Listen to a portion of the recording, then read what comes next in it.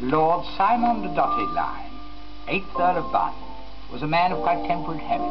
He was kind to his tenants, his wife and his son, but not to his pheasants or rabbits. Well, this story begins when he noisily ate his breakfast one day in October.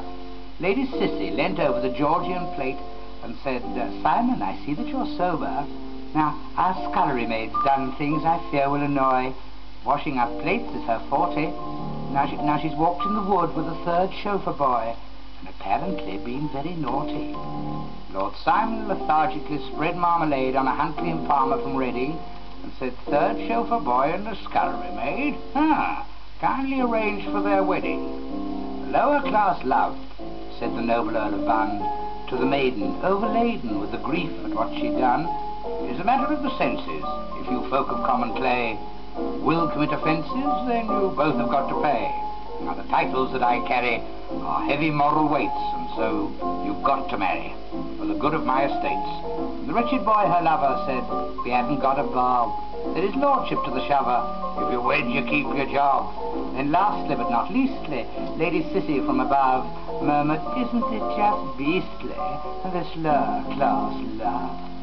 So they wed in time or nearly, which agree was rather grim, for he didn't love her really, and she loathed the sight of him. But the noble Lord Britannic, when he heard the church bells ring, said that maid and the mechanic have done the proper thing.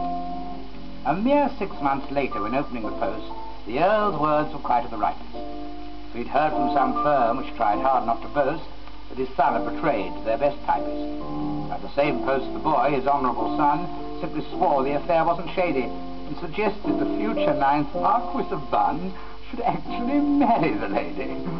He sent for the lad and the girl with a frown, informed he wouldn't have any, gave her £10 and her fare back to town, which was actually 6 and a penny. Then he said to the boy, who was making a fuss and weeping aloud on the sofa, "Life has different laws for people like us, and for scullery maid and a chauffeur. Upper-class love is not for you or me. Profession isn't fashion in affairs of pedigree. Boy meets girl in shooting boxes, both are sound in wind and joints. They flirt when hunting foxes and propose at point to points.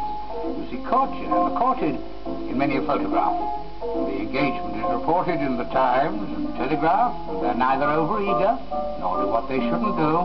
Their love talk's rather meagre, their blood is awfully blue.